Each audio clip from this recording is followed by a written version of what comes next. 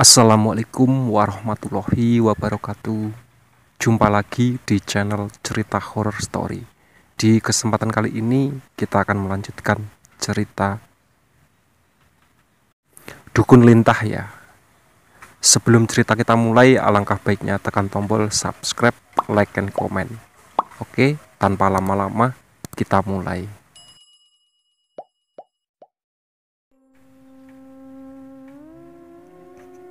Sri berbalik dengan tangan yang terkepal. Ia melangkah menjauhi orang-orang yang sudah membuat dirinya dan juga anaknya menderita. Tiba-tiba Ilham berlarian menuju Sri dan bersimpuh di kakinya. "Sri, maafin Mas salah. Mas hanya tak ingin hidup susah. Izinkan Mas menebus kesalahan Mas. Mas akan kuburkan anak kita." Ilham berusaha meraih kaki Sri, tapi dengan cepat wanita itu menariknya. "Tak perlu. Aku sadar kehadiranku hanya sebagai beban lagi keluargamu dan kamu. Kamu tak punya tanggung jawab untuk mengurus aku ataupun anakku. Bagiku, kita tak punya ikatan apapun. Silahkan menikmati hidup barumu. Semoga kau bahagia." Rahang Sri mengeras, tatapannya Sri kosong dan tak sedikit pun menjatuhkan pandangan pada Ilham. Pelan ia melepas genggaman tangan Ilham dan berlalu begitu saja. Bukan hanya luka yang ia bawa, baginya kehilangan Ilham karena perselingkuhan itu tak ada apa-apanya dengan kehilangan anak semata wayangnya. Dunianya benar-benar hancur. Sri yang putus asa lalu kembali ke klinik tempat Zainah masih tergolek tanpa pergerakan. Tubuh kaku kecil itu begitu ia rindukan. Dengan langkah gontai, Sri memasuki ruang di mana bocah kecil yang sudah pucat itu berbaling sudah dengan tutupi kain putih sebagai tanda ia sudah tak bernyawa. Berusaha setegar mungkin, ia tak ingin menangis di depan anaknya yang sudah pergi. Bu Bidan yang tadi melihat kedatangan Sri meminta perawat untuk pergi. Ia ingin berbicara empat mata pada wanita di hadapannya. Setelah merawat pergi, barulah si bidan mendekat perlahan. "Bu, apa adik kecil ini mau dibawa pulang? Saya bisa antar pakai ambulan," tawar Bu Bidan sopan. Sri terhenyak dan perlahan memutar tubuhnya. Wajah sayu itu menggeleng pelan. "Bu, saya benar-benar tak tahu bagaimana harus memakamkan anak saya. Rumah saya kecil dan saya tak punya cukup uang, Bu." Bu Bidan terdiam melihat bulir bening yang tumpah ruah di mata ibu muda itu. Hati kecilnya bergerak untuk membantu. "Baik, kalau begitu pihak klinik yang akan memakamkan anak ibu. Ibu jangan khawatir." Bu Bidan tersenyum ramah, berusaha untuk menenangkan hati Sri. Wanita berpakaian lusuh itu berulang kali mengucap terima kasih. Ia lalu meminta diri untuk ke toilet klinik. Dan itulah kali terakhir Bu Bidan melihat Sri. Karena setelah kejadian itu, Sri hilang bagai ditelan bumi.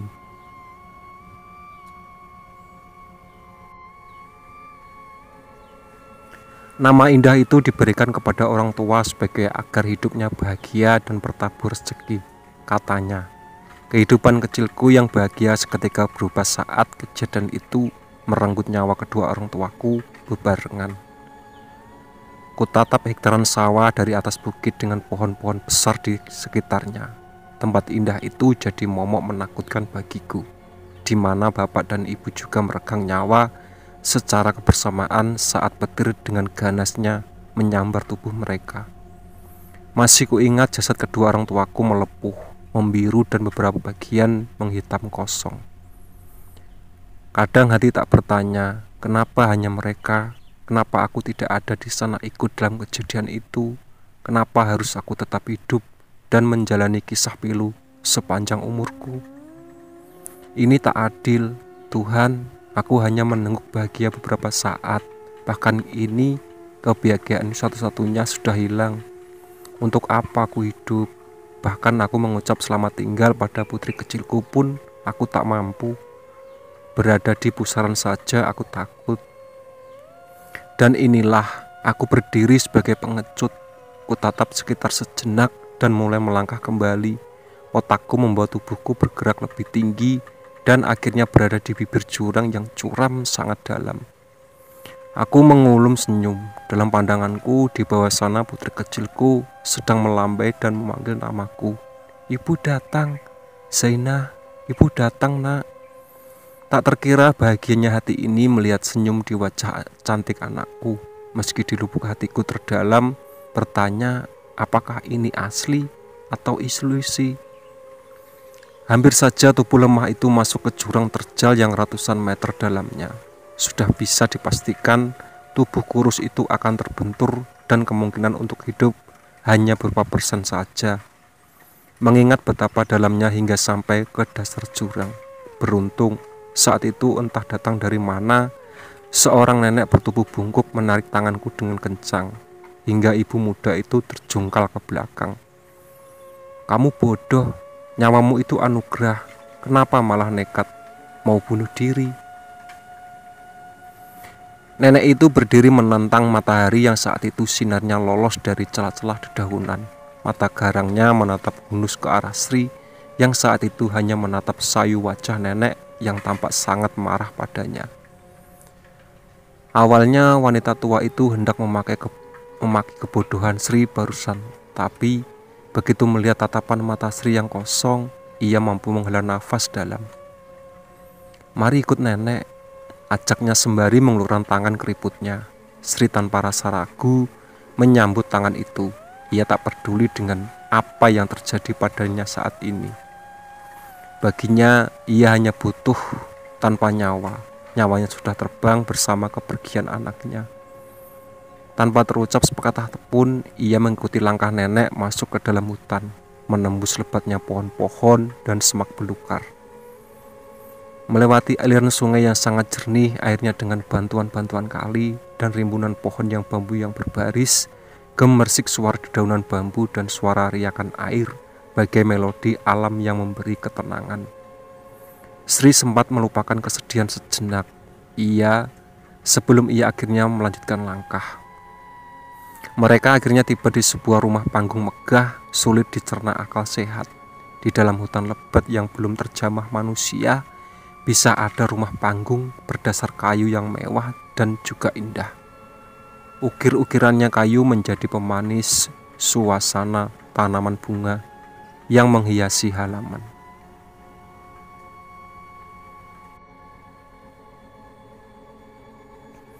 Sri nampak ragu saat mendekati halaman rumah, tapi si nenek malah tersenyum padanya.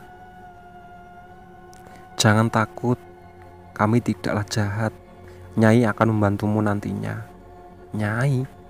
Ya, Nyai Dewi Srindit, pemilik tempat ini. Tiba-tiba saat bersamaan pintu kayu jati terukir itu terbuka, dan entah dari mana burung-burung kecil berterbangan mengintari Sri dan juga nenek-nenek. Itu tanda mereka menerima kehadiranmu. Belum lagi hilang terkejutnya, tiba-tiba dari arah belakang rumah terdengar derap langkah pelan mendekat. Macan kumbang dan ukuran besar berjalan mendekat. Hentakan kakinya membuat nyali Sri ciut. Wanita itu mundur beberapa langkah, hendak melarikan diri, tapi dengan sigap nenek mencengkram lengannya. Tak usah takut, dia adalah suami dari Nyi Dewi. Ayo kita masuk, macan itu tak akan mengganggumu. Setengah diseret, Sri melangkah mendekati rumah mewah yang pintunya sudah terbuka. Menjejaki anak tangga tanpa alas kaki, terasa sejuk, licin, dan bak keramik. Masuk Cahayu. Jantung Sri rasa mau copot saat mendengar suara merdunan mendayu dari dalam rumah.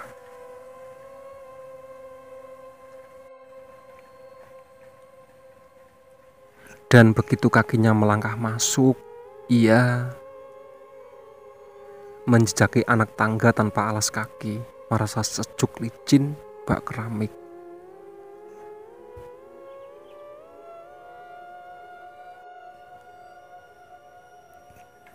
Jantung Sri mau copot saat mendengar suara merdu dan mendayu dari rumah. Dan begitu kakinya melangkah masuk, ia melihat seorang wanita cantik berkebaya dengan kain batik bercorak ular naga melilit pinggang kecilnya. Bersanggul dengan untaian melati menghiasi rambut hitamnya. Bibir merahnya ia tarik hingga menciptakan senyum yang indah. Wajahnya teduh dan terlihat ramah. Hati Sri sedikit tenang karena kehadiran disambut dengan baik. "Kemari, Nduk, jangan takut. Nyai tak akan menyakitimu." Wanita cantik berkebaya biru itu melambai ke arah Sri. Sri mengangguk pelan. Ia melangkah perlahan mendekati wanita yang menyebut dirinya sebagai Nyai. Sekitar 5 meter dari Nyai yang duduk di kursi kayu berukir, Sri kemudian duduk melipat kaki belakang dan bersimpuh. "Jangan gitu, Nduk. Nyai tak perlu dihormati secara berlebihan. Jelaskan apa penyebab kesedihanmu hingga engkau ingin mengakhiri hidupmu yang harusnya kau syukuri, Nduk." Peluh seketika mengucur dan rasa panas menjalar tubuhnya. Tangisannya pecah saat itu juga. Sesekukan hingga dadanya terasa sesak. "Nduk," terdengar langkah kaki mendekat. Nyai melangkah ke arahnya dan mengelus suram hitam panjang milik Sri dengan rasa sayang. "Sudah, jangan diceritakan, kau lapar, Nduk. Istirahat dan makanlah dulu," titahnya. Belum lagi Sri menjawab, entah dari mana datangnya 2 orang wanita memakai kemben datang mendekat. "Surti, Tini, tolong bawa wanita ini muda ini istirahat di kamar belakang, mandikan dia dan beri makan," titah Nyai yang langsung diangguk kedua pelayannya. Sri menurut, meskipun ia masih bingung ia di mana dan dengan siapa. Saat ini ia pasrah. Di dalam pikirannya hanya anak tercinta, Zainah, dan rasa sakit hatinya pada ilham keluarga. Sri mengikuti langkah kaki kedua wanita berkulit putih itu. Ada perasaan aneh ketika memasuki kamar. Saat ia berbalik, 2 orang tadi sudah tidak ada di belakangnya. Entah kapan perginya, dalam waktu seperkian detik saja lenyap. Sri tak peduli. Ia memilih masuk ke kamar. Pandangannya mengedar. Kamar itu nyaman. Terdapat satu rancang ukiran kayu jati ukuran nomor 2, dilapisi spray kain halus berwarna hijau botol. Wangi melati begitu menyeruak di ruangan, di mana semua perabotan berbahan ukiran kayu berbentuk binatang kecil yang Sri tak mengerti. Binatang apa itu? Ia kemudian mendekat ke lemari kayu dan menatap lebih dekat, hanya memastikan binatang apa itu. Tiba-tiba bulu kuduknya berdiri. Ukiran itu berbentuk lintah binatang menjijikkan, penghisap darah. Ia bergedik ngeri, tapi kemudian ia menepis semua itu, memilih masuk ke dalam kamar mandi dan membersihkan diri. Selesai mandi, indera penciumannya menangkap bau masakan yang sangat enak. Saat ia keluar dari kamar, ia sempat mematung di ambang pintu. Entah kapan datangnya, Nyai duduk dengan anggunnya, memunggung Sri dan menatap ke arah luar di mana jendela terbuka lebar. "Jangan takut, Cahayu, silakan ganti baju. Sudah aku siapkan di atas kasur. Pakailah," titahnya. Tanpa membantah sedikit pun, Sri mengikuti apa yang Nyai mau. Ia meraih pakaian yang ada dan memakainya. "Kamu akan tampak semakin cantik dengan pakaian itu, Cah bagusku. Akan semakin terpesona padamu." Sri terkesip, berusaha mencerna ucapan wanita yang sangat ia membungkuni itu. "Jangan heran, turuti saja perintahku. Ini takdirmu, Cahayu. Bukankah kamu ingin menuntut balas pada keluarga suami itu?" Wanita yang dipanggilnya itu menggeser tubuhnya dan beranjak dari bibir rancang. Ia berdiri dan melangkah mengitari rancang menuju Sri yang terdiam terpaku. Sri bertanya dalam hati, bagaimana wanita ini tahu semua tentang dirinya? Siapakah wanita ini sebenarnya? "Aku akan membantumu membalas dendam atas apa yang terjadi padamu, dan tentu saja pada putri kandungmu yang kini telah tiada." Sri kehabisan kata-kata, hanya air mata yang mulai menganak sungai kala ia mengingat kejadian yang baru saja ia alami. Sri menatap dalam wanita ayu di hadapan itu. Ia dengan lembut mengusap bahu Sri, yang membuat wanita muda itu merasa lebih tenang. "Balaskan dendammu, Sri. Balaskan, buat mereka merasa sakit hati yang kau rasakan saat ini. Aku akan membantumu. Balas dengan lebih pedih dan menyakitkan hingga untuk menangis pun susah. Sri menggigit bibirnya, perih yang teramat sangat menyesak hatinya. Bayangan tawa anak begitu membekas dalam benaknya.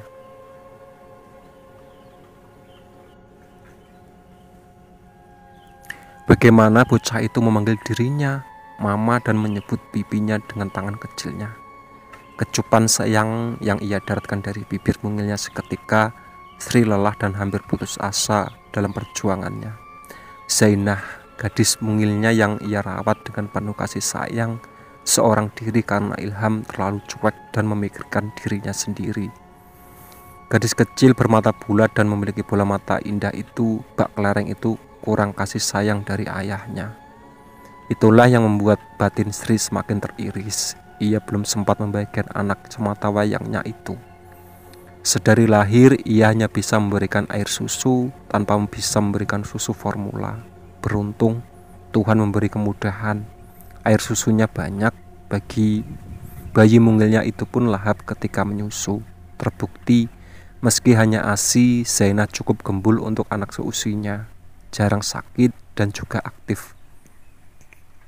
Namun saat Zainah memasuki usia 7 bulan, di mana ia harus mendapatkan makanan tambahan, Sri hanya membuat bubur tanpa lauk, karena orang tua Ilham selalu marah jika Sri mengambil lauk di rumahnya.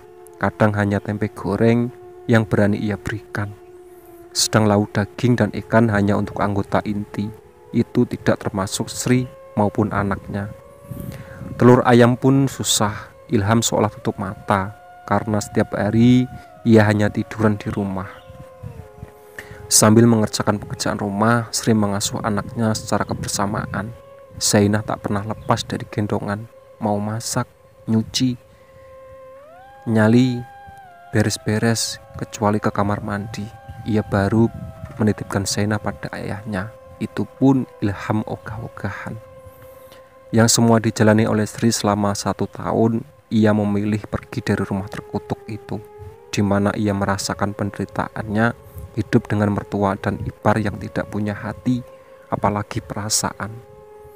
Ketulusan yang ia punya tak pernah terbalas kebaikan, hanya ucapan kasar dan caci maki yang terlontar dari mulut kedua mertuanya.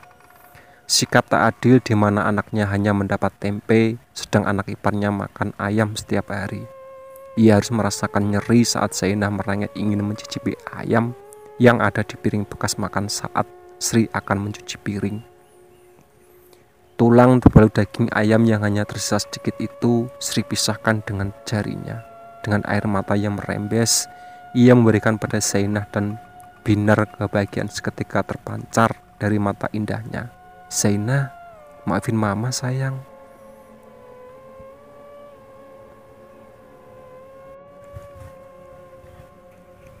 Kenangan sedih itu seketika membuat Sri meneteskan air mata.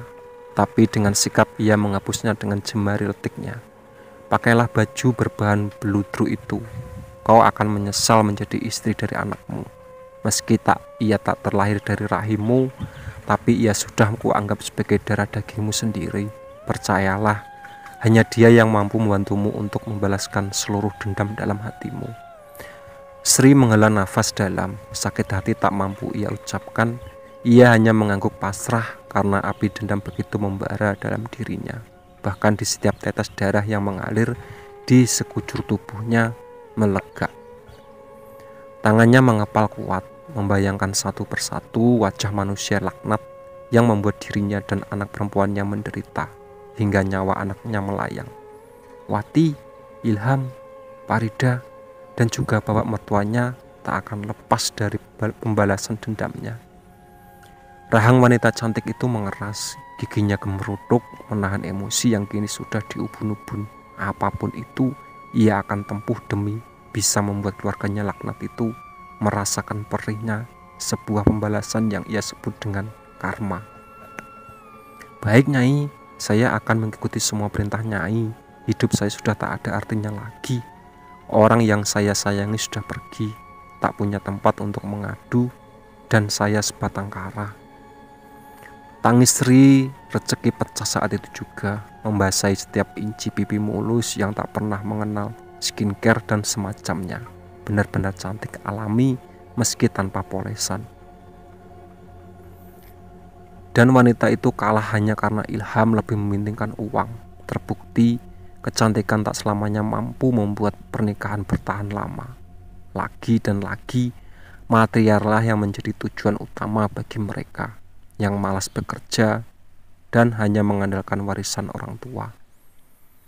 Nyai Dewi Srindit mendekat dan meraih pundak Sri, hingga tubuh langsing Sri jatuh dalam pelukannya. Ia mengusap punggung Sri untuk menenangkannya. Menangislah nak, agar kamu bisa lebih tenang.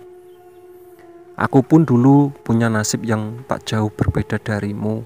Suamiku selingkuh dan menyuruh antek-anteknya membunuhku. Aku yang terlahir dari keluarga kaya hanya dijadikan ladang uang bagi suaminya. Tak ada sedikit pun cinta di hatinya untukku. Beruntung aku yang saat itu sekarat dan dibuang ke dalam hutan bertemu Simbok dan jatuh cinta pada suamiku yang merupakan jelmaan dari siluman harimau. Aku akhirnya hidup bahagia di sini setelah aku berhasil membalas dendam dan mereka mati di tanganku. Sadis ya? Tapi pembalasan itu memang menyenangkan, apalagi melihat mereka merasa sakit dan memohon ampun. Sayangnya, aku tidak sebaik itu. Balas dendam adalah cara terbaikku menikmati hidup.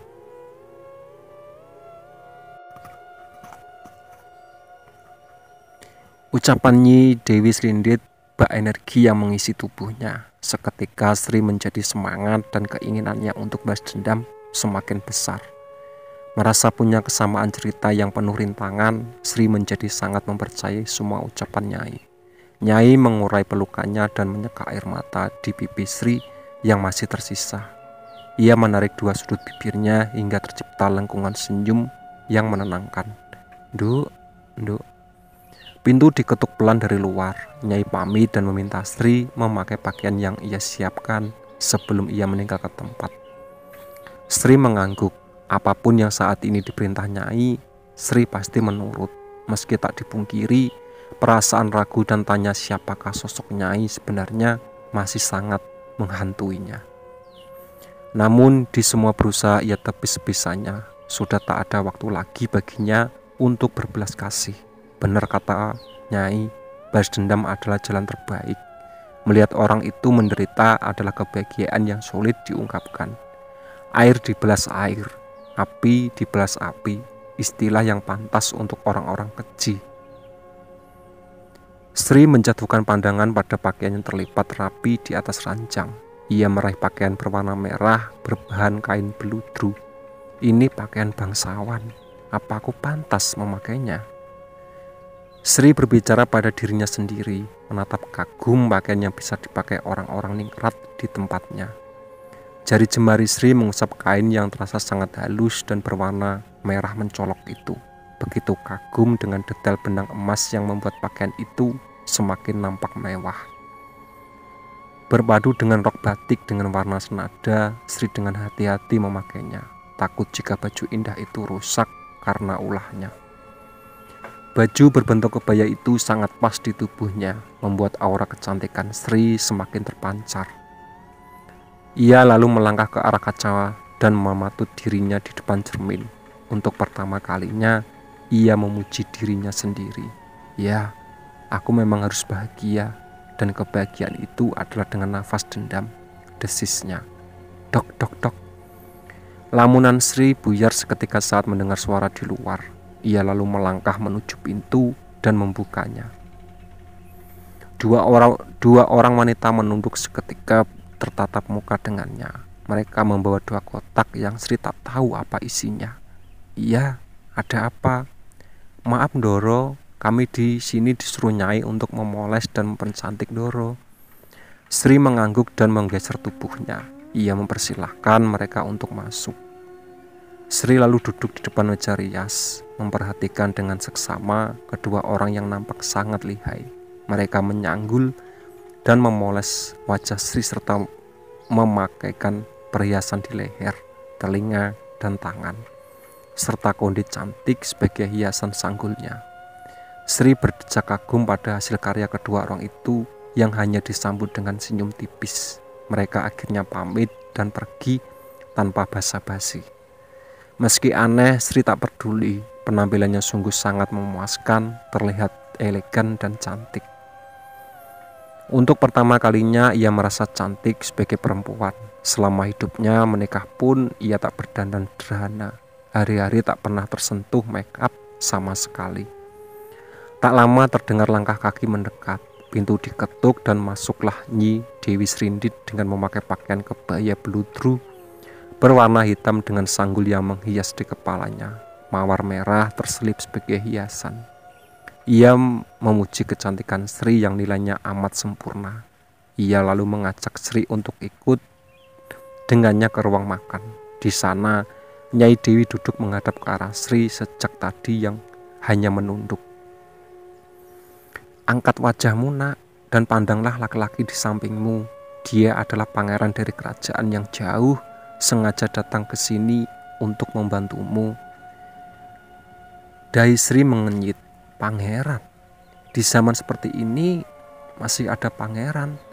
Namun Sri hanya memendam rasa herannya dalam hati. Tak berani bertanya, takut laki di samping itu tersinggung dan pertanyaannya.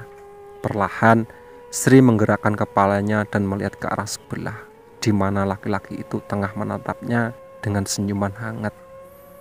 Perkenalkan Nona, saya Abimana Baskoro.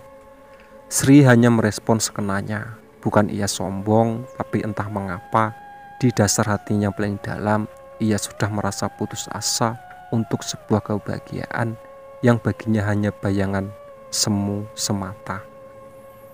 Tak peduli cinta, harta, tahta, ataupun pria, yang ada di hatinya kini hanya satu, yaitu balas dendam dan jerit kesakitan dari orang-orang yang telah menyakiti jiwa dan raganya.